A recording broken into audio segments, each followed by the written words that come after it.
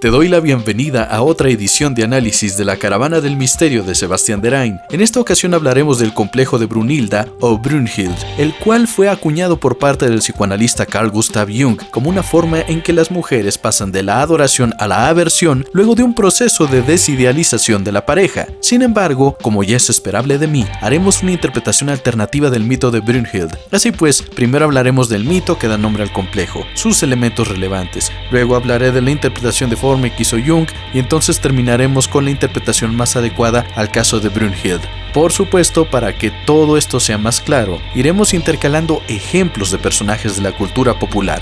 Antes de continuar, les recuerdo que los complejos psicológicos no son excluyentes entre sí, puesto que son un sistema de significados en red que pueden coexistir con otros, y así como se elaboran y desmontan, también podemos pasar de un complejo a otro. Por ello es importante que hagamos constantes ejercicios de conciencia que se logran en mayor medida al ser cuestionados por familiares y amigos, al estudiar diversas corrientes filosóficas, al acudir a terapia psicológica o mediante el acceso a cultura como libros, series, películas o videojuegos, en donde podemos identificar nuestra circunstancia en algunos personajes, y esto nos da una noción de lo que podría estarnos pasando sin que nos demos cuenta. Al identificarnos con un personaje decimos, esto se parece mucho a lo que yo estoy viviendo. Vemos cómo reacciona el personaje y nos cuestionamos, ¿podría yo reaccionar igual que este monito? ¿O podría tomar un camino alternativo? Pero entonces ya está la reflexión allí. Eso es lo importante.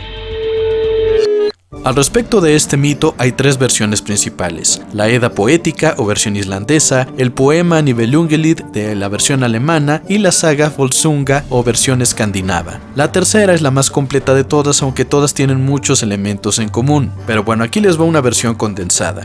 Brunhild fue una valquiria del dios supremo Odin, es decir, su trabajo era recoger a los mejores guerreros que habían muerto en batalla y llevarlos al Valhalla, el paraíso nórdico, en donde reposarían hasta que sucediera la muerte de los dioses o Ragnarok. En realidad su nombre era Hildir, y Brunhild es un título compuesto que significa Hildur la de la Brunia. La brunia es un tipo de armadura ligera que bien podía ser de cuero grueso o de arillos metálicos. Esto nos deja claro el tipo de mujer que era. Nunca se quitaba su brunia y siempre estaba lista para la acción. Cuando tiene 12 años, el rey Agnar roba la camisa mágica del cisne de Brunhild y ella se ve obligada a jurarle lealtad. Esto hace que ella intervenga en nombre de Agnar cuando él está luchando contra Hilgunnar, a pesar del deseo de Odin de que sea vencedor. Y como castigo, Odin le clavó una espina para dormir y declaró que debía casarse. Ella juró que no se despertaría para casarse a menos que viniera un hombre que no conociera el miedo. Y entonces se tendió en el lecho. Cae en un profundo sueño, tipo la Bella Durmiente, que de hecho esta es la inspiración para ese cuento, hasta que un sujeto llamado Sigurd llega hasta ella y la despierta con un beso. Entonces se enamoran y hacen un juramento de compromiso. Sigurd se fue para continuar con sus viajes. Una bruja vio a Sigurd y le pareció un gran pretendiente para su hija Gudrun, pero Sigurd solo tenía ojos para Brunhild, así que le dio una poción de olvido para que desconociera por completo a su verdadera amada, y como a Sigurd le importaban más sus aventuras que el matrimonio, no vio impedimento en casarse con Gudrun porque a fin de cuentas igual la dejaba abandonada en casa, así que podemos anotarle un complejo de Sigurd a Goku porque en eso se parecen mucho. Brunhild, al enterarse de cómo había terminado su compromiso con Sigurd, volvió a encerrarse tras un muro de fuego y declaró que, como seguía el voto que hizo con Odín, se casaría únicamente con aquel guerrero capaz de atravesar las llamas. El hermano de Gudrun, Gunnar, se enteró de la existencia de Brunhild y quedó intrigado por la presunta belleza y extraordinario físico de la valquiria. Llegó, quiso cruzar el muro de fuego y no pudo. Lo intentó a caballo, el animal no quiso cruzar. Entonces Gunnar convenció a su ahora cuñado Sigurd para que lo ayudara. Irónicamente, Sigurd pidió ayuda a su suegra, la bruja, para tomar una poción que lo hizo asemejarse a Gunnar. Entonces montó en su fiero caballo y cruzó el muro de fuego.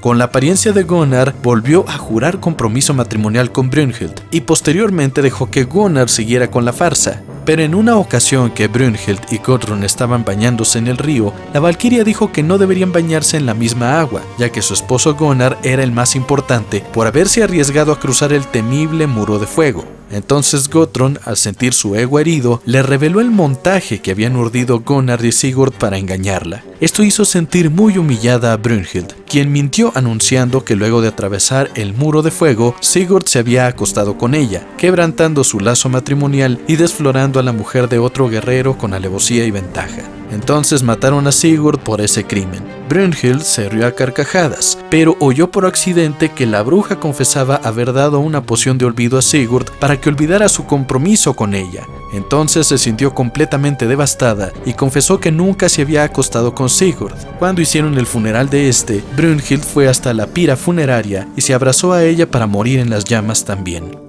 Entre prosas, baladas, canciones y demás cosas de la época, el mito de Brunhild es uno de los más populares, y de hecho creo que muchos se habrán dado cuenta de que en mucho se parece a la trama de Shrek. De hecho, omití la aparición de un dragón, que ya después mencionaremos. Como ya hemos visto, el mito de Brunhild tiene una parte en la que ella por venganza difama a su examado Sigurd y consigue que lo maten, solo para arrepentirse después. Esta parte fue la que tomó en cuenta Carl Gustav Jung para acuñar el término de complejo de Brunilda, insistiendo en que se trata de cuando se desidealiza a la pareja, volviéndolo de héroe a villano. Y de acuerdo a la lógica de Jung, este sería esencialmente un problema femenino, donde son las mujeres jóvenes quienes ven en su prometido a un superhombre, pero tras consumarse el matrimonio y tener una vida de pareja, ellas se percatan de todos los defectos del marido, atribuyendo esto a que es la mujer quien cambia de actitud al respecto. Principalmente esta interpretación resulta errónea, en tanto no considera factores externos a la mujer, como que sea el pretendiente quien trata de fingir que sus defectos permanentes solo son actitudes esporádicas o que deliberadamente solo dicen lo que la novia y su familia quieren oír para lograr el matrimonio. En segundo plano está el hecho de que en el mito se deja muy claro que a Brunhild la embaucaron. No es que ella solo haya comenzado a interpretar diferente las cosas y su reacción es propia de un ataque de ira atípico, más que algo consistente de su personalidad. Y en tercero, esta desidealización también se da muchísimo entre hombres, aunque el contexto favorece que salgan fuera del hogar, donde es más fácil encontrar a un amante para relaciones clandestinas y de esta manera pueda sobrellevar diferente esta villanización de la esposa. En todo caso, se estaría hablando de un síndrome porque son varias circunstancias actuando en conjunto para someter a una persona a esa situación mental específica. Ciertamente las propuestas teóricas de Jung son muy útiles para el análisis psicológico, pero como hermeneuta el sujeto era menos que mediocre. Pero ya interpretando esto como un síndrome, podemos notar ya un mejor orden al analizar la situación y comprender que hay factores que escapan del control de la persona que lo padece, a diferencia de un complejo, donde es la percepción del individuo sobre sí mismo la que condiciona su comportamiento. En tal caso, tendríamos a bien poner a la luz el de Harley Quinn, que ya cargando con su hibristofilia y su síndrome de Cassandra, las palabras de Batman y de Hiedra Venenosa generan que ella comience a sufrir un síndrome de Brunhild porque los demás funcionan como Gudrun. Le muestran evidencia de que su pareja no solo la menosprecia, sino que le hace muchísimo daño, porque en varias versiones Gudrun le muestra a Brunhild un anillo que era de su posesión y que se lo había dado a Sigurd. Ella dice, mira, Sigurd me lo dio, y es entonces que Brunhild le crea a Gudrun.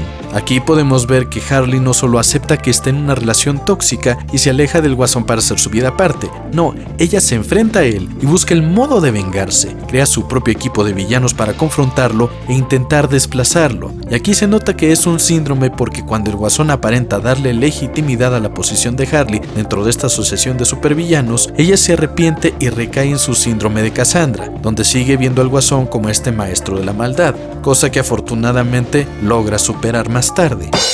Otro ejemplo de un personaje con este síndrome es la princesa Anna de Arendelle en Frozen. Cuando ella conoce a Hans, de inmediato cree tener una conexión especial con él. Lo ve guapo e interesado en ella y cree que ya por eso hay un potencial idílico. Sin embargo, aunque se nos presenta de modo cómico, es muy evidente que Hans solo dice lo que quiere ella oír para hacerle creer que se identifica con su situación. Toma una parte en común asaz vaga, como lo es tener problemas fraternales, Hans con sus hermanos mayores y Anna con Elsa, y a partir de allí, él solo le dice a todo que sí. Esto tiene su punto cumbre en el chiste de completas hasta mis sándwiches, cuya traducción del inglés es un juego de palabras con terminamos los sándwiches el uno del otro, cuando Hans aludía al enunciado cliché de terminamos las frases el uno del otro. De hecho, esa icónica pieza de La puerta es el amor nos presenta este significado ambivalente en el cual para Anna el amor es la puerta de salida hacia la libertad y un mundo diverso. Para Hans, considera que el amor de esta princesa es su puerta de entrada al reino de Arendelle. Ve a la princesa como un medio para infiltrarse en ese gobierno. Después, cuando Anna lo necesita, confiesa que realmente nunca la amó. Él quería ser amado por ella para tenerla bajo su control, pero nunca se planteó la reciprocidad, y de hecho ya había considerado asesinar a Elsa, pero su crisis de identidad con el hielo se lo hizo todo más fácil. Después de esto, y con justa razón, Anna lo ve como un villano al cual se debe enfrentar y hasta termina dándole un puñetazo en la cara. Ya si buscamos algo un poco más complejo de interpretar, precisamente por lo difuso que es, tenemos el caso de Kim Wexler en Better Call Saul, mejor llama a Saúl. En series para adolescentes o niños el villano siempre es satanizado. Es fácil señalar con el dedo a un personaje y decir que es malo y hay que repudiarlo. Sin embargo, la vida a veces se trata de descubrir que la persona que amas es mala y aún así no dejas de sentir ese cariño tan intenso por ella y se vuelve una encrucijada moral más que afectiva. Creo yo que uno de los grandes problemas en la teoría psicoanalítica de Jung, tanto como en la de Freud, es que buscaron generalizar los problemas de gente que fue sobreprotegida en su infancia y no maduró adecuadamente, y pensaron que se podía hacer inferencias con esos casos. El planteamiento original de Jung es de hecho sobre una manera de pensar muy infantil, pasar del amor al odio por mera desidealización. Es demasiado burdo. El caso de Kim Wexler nos ayuda a ver la complejidad que en realidad envuelve a este síndrome. Ella, debido a la complicada infancia que tuvo, tiene un complejo de inferioridad no ligado a su autoestima. Es decir, ella confía en sus habilidades como abogada, sabe que es muy capaz, pero se siente como un pez fuera del agua entre aquellos que siempre fueron ricos o que saben cómo comportarse al respecto.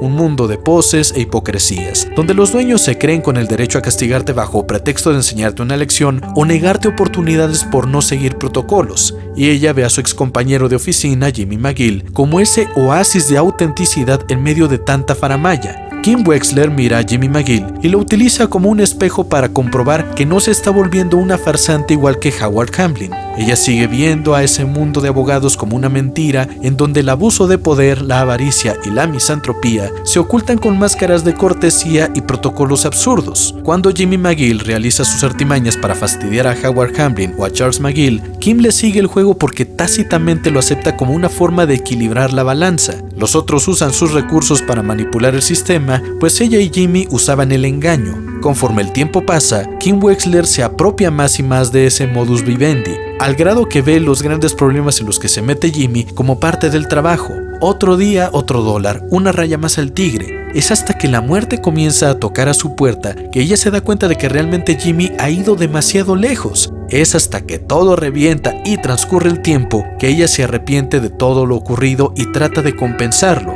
Debemos enfatizar que ella siempre tuvo latente la idea de ser una abogada que ayudara a la gente con menos recursos. Eso a lo largo de la serie siempre está, pero la influencia de Jimmy la llevó a cometer o solapar crímenes cada vez más graves. Es al final, cuando Jimmy es capturado, que ella se encuentra una última vez con él y se nota que aún siente cosas hacia su compañero en el crimen, pero ha aprendido a reconocerlo como una mala persona, alguien que justifica sus malas acciones por las desventajas que tuvo en la vida, y al final, Jimmy aprende a reconocerse también como lo que es, y confiesa, cumple su condena y ve a Kim Wexler alejarse de él. La cuestión con la propuesta de Carl Gustav Jung es que se trata más de un síndrome que de un complejo, porque esto no es obra específicamente de los significados que elabora una persona como parte de una identidad yoica y su lugar en el mundo, sino de un estado alterado debido a la intervención de factores externos. Aclaro para los que son nuevos, yoico, yoica, es la palabra con la cual nos referimos a lo que es inmanente del yo, propio de uno mismo. Dentro de un complejo psicológico se encierra una red de significados que hacen que actuemos según un patrón. Por ejemplo, en el complejo de Jonah, el de Jonás, el patrón es rehuir de la vocación, escapar del llamado por miedo a fracasar. En el complejo de Atlas, el patrón es aceptar todas las cargas, o por lo menos la más pesada, por un sentimiento de desechabilidad propia y sobrevaloración protección de la comodidad ajena. En el complejo de Cassandra, el patrón es un sentimiento de superioridad intelectual que despoja a la persona de su capacidad de persuasión, en la mayoría de las ocasiones por soberbia. En cada mito que se analiza, vemos que hay un tema recurrente en la vida del personaje. En el caso de Brunhild, ella no se la pasa vengándose de cada hombre que le haga mal, la humille o la decepcione. Lo que sí hace es renunciar al mundo y colocar estándares demasiado altos para acatar el mandato de Odin. Primero, diciendo que solo podrá ser despertada por alguien que jamás haya conocido el miedo. Cuando vuelve a recluirse, asegura que solo se casará con aquel que logre atravesar un anillo de fuego que rodeaba el castillo. Hace falta añadir, ahora sí, que Sigurd había asesinado a un dragón llamado Fafnir y se había bañado en su sangre volviéndose invulnerable excepto por un área muy pequeña y específica en su espalda donde se pegó una hoja de tilo. Eso es algo que lo volvió único y que refleja la esencia de este mito. Poner estándares demasiado elevados para una pareja. Entonces, los elementos distintivos del mito de Brunhild son 1. La oposición de Brunhild a la voluntad de Odin, que significa el rechazo a las normas o a las expectativas, lo que puede suceder por actitud o por una característica física que la persona simplemente no puede cambiar. 2. El castigo autoimpuesto de Brunhild de solo despertar hasta que llegara un guerrero que no conociera el miedo o que atravesara un gran muro de fuego significa la autoimposición de estándares muy elevados para la pareja como una forma de protección del ego. 3. La reclusión de Brunhild 2 veces significa el sentimiento de genotimia o de no pertenencia. Y 4. La venganza contra Sigurd significa fragilidad del ego. Seguro muchos están esperando oír de denuncias falsas de mujeres contra exparejas, pero eso ya formaría parte de un trastorno, aunque sí tiene como base un síndrome de Brunhild. Pero ya a partir de ahora nos centraremos en el complejo. Si hay una expectativa general sobre las mujeres es que sean más bajas que los hombres. En promedio, las mujeres son más bajas de estatura que los hombres por zona geográfica. Cuando la genética hace su trabajo y rompe con esta proporción mayoritaria, la vida de una chica obtiene una lectura diferente del mundo. Sé que a algunos les parecerá triste la referencia, pero es una película que lo representa muy bien. Tall Girl, o A mi altura, nos cuenta la historia de una chica llamada Jodie, de quien todos se burlan por ser demasiado alta. Y la normalidad de estaturas vendría a ser Odin, y esa ruptura de expectativas es la misma estatura de Jodie. Debido al ambiente en que vive, la chica ha asumido que está fuera de la dinámica normal de cortejo. Cada chico con el que se encuentra se siente intimidado por su estatura, así que esto la lleva a sentirse fuera de lugar. No es como los demás, no puede jugar el mismo juego. Cree que la única manera en que puede aspirar a la felicidad es si se ajusta a la dinámica convencional de chico alto o chica más baja. Y cuando un chico de Suecia llega de intercambio y es más alto que ella, de inmediato se propone ser su pareja y se mete en problemas absurdos para tratar de acercarse al sujeto. En Game of Thrones tenemos al personaje de Brienne de Tarth, una mujer muy alta que se siente atraída por el aspirante al trono Renly Baratheon. Esto se da porque, al ser ella muy alta, nunca había sido tratada como una doncella, sino más bien como una aberración. Renly, que por cierto era homoerótico, en una visita a su isla siendo adolescente, se acercó a ella y le pidió bailar una pieza, tratándola con cortesía. Aquí vemos que, dado el contexto, el estándar parece muy bajo, pero en realidad era casi imposible que alguien la tratara como una damita, siendo que ella era una persona enorme. Este simple acto protocolario para Renly significó una velada mágica para Brienne, que vio esto como si Renly hubiese cruzado el gran muro de fuego. Por eso es que es importante comprender que los complejos psicológicos dependen más de los significados y la identidad yoica, porque se trata de cómo una persona siente que vive en el mundo. Así que Brienne se pone una armadura y se dedica en cuerpo y alma a ser una guerrera, y le jura su lealtad a Renly cuando toda la cosa de los tronos comienza. Y más tarde, esta misma situación le ocurre con Jaime Lannister, quien se acuesta con ella y genera en ella una lealtad envidiable, llegando a editar la página de Jaime para relatar sus logros, y esto se viese como algo más que el matarreyes. Como dato adicional, la actriz Gwendolyn Christie, ahora que pudo ser la directora de Nunca Más en la serie de Wednesday, dijo que como mujer alta de 1,91 siempre había querido ser considerada coqueta, bonita, femenina, pero por su estatura no lograba obtener papeles así, y finalmente, como esto es una temática más de terror, pues finalmente lo logró.